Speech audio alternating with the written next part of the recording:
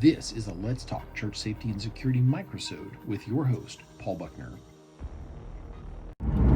So calling all instructors, I want to talk to you about something that might help you if you have this enormous lexicon of things you can teach from. You've got this huge background as an instructor, and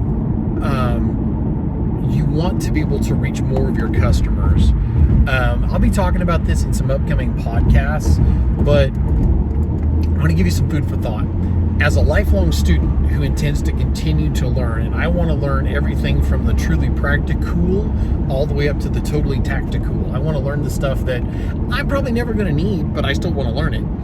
And so I want to give you some thoughts and ideas. So let's say that I'm going to talk about a firearms instructor for a moment. So let's say that you have an intro to defensive firearms class and a defensive 1 and a defensive 2, and then you have like a low light, and then you have like a shoot house, and then you have intro to defensive carbine and whatever, intro to the tactical flip-flop, whatever, and the use of the boomerang in home defense, whatever far out thing that you've got, tactical shotgun, whatever. You probably know this, and I call this like the training pyramid, and I don't know if somebody else has come up with something like this. I really have not paid a lot of attention to see if somebody else has used this verbiage, but I call it kind of like a training pyramid. You will have people that start at the bottom, and so if you're a martial arts instructor or CPR, stop the bleed, whatever it is that you teach, and you teach several levels. If there's 100 people that take this level, same thing with martial arts, you've got a bunch of white belts. So you've got a bunch of white belts at the very bottom level. And then what happens is, over time, as you're teaching, and you begin to work your way up, so people take your defensive intro to the defensive handgun. And then let's say, and this is really sad, but it's so true. Let's say that you go to the next level, and that's defensive 1. That's the next martial arts belt, whatever. Not even 60% of people are going to take that. And that's what is truly terrifying is, and it's also frustrating for people who really want to learn. And it's frustrating for you as an instructor. So let's say that 30%, and I think that's high, take your defensive 1. And then of that, a small group take 2. It's this really quickly tapering, very, very squat pyramid. And a very, very, very, very, very small group of your alumni actually make it all the way up to take your advanced, pistol class, or they get past a fairly low belt, a fairly low rank. And they never get to those deeper and deeper understandings of the fundamentals. And so the heartbreaking shame of it is they never truly level up. And a lot of people never even begin to take the classes. So here's where my thought is. Imagine being able to take a group of people and level them up on a subscription basis. You may be doing this. I don't see a lot of this, so I kind of doubt you are. If you are, that's awesome. I kind of doubt it though. So let's say that you have a hardcore group of alumni that take your stuff.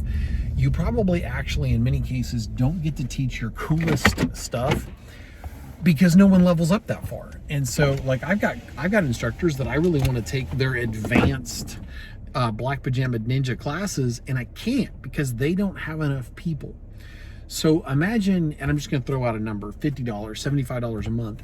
If I knew that I could go and take everything that you teach, and you're a qualified instructor that needs to be more famous than you are, and you're really, really good at what you do. And let's face it, it's hard to make money. You've leveled up and you've put all this time and energy into it. Unless you're a Hollywood name, you're Terran Tactical, you're probably not making money hand over fist as an instructor, especially in the Midwest where I'm at.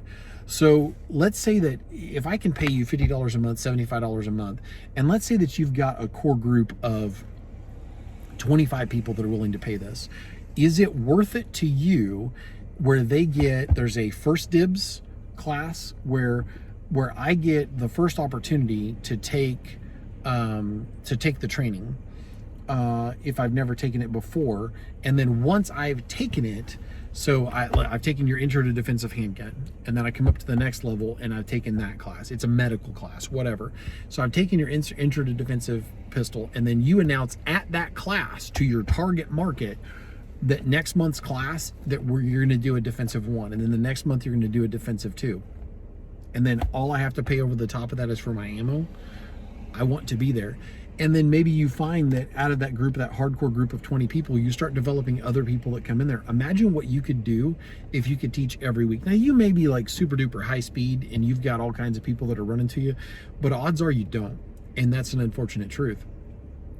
If you've got that hardcore group of people that love what you do and are really desperately loyal to what you do, there's a really good chance that you can pull that off and you can have a class. A lot of instructors are like, I don't really want to teach over 6, 8, 10 people in a class anyway.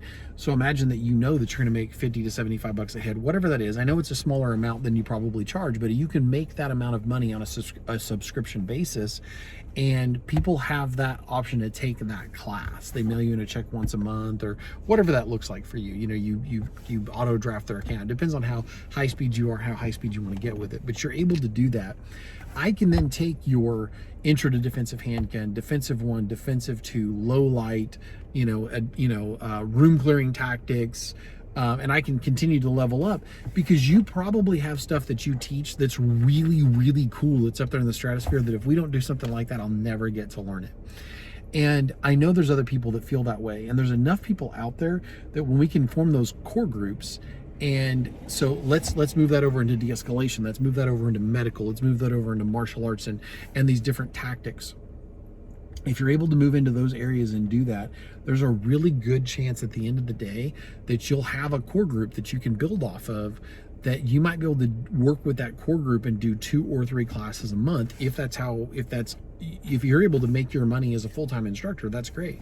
But if you're not, that might be a way to level up and move to that next level. And the best group to market to is going to be the group that you've already worked with the most. You know, I've got instructors that I've taken the same class with 7, 8 times because I try to take like an intro to defensive handgun class. I try to take that about once a year. But in some cases, the only way to get back in front of that instructor is because that's the class they end up teaching most of the time, which drives them nuts too, because nobody takes their more advanced classes and they are really, really good at what they do. So if you're an instructor, I hope somebody tagged you in this video. It's something to think about. It's food for thought, because that core group, if you had a core group of 10 people or 20 people or 30 people that did that, would that make a difference for you? I really want to see the bar raised for self-defenders, for medical, for de-escalation, for martial arts, for firearms training, for knife defense training. I really want to see the bar raised. And I've got about 3 different instructors that I would love to train with all the time. So on that note, may the Lord bless you and keep you. May his face shine upon you. God bless. If you enjoyed this microsode, check out the video and audio versions of the Let's Talk Church Safety and Security podcast.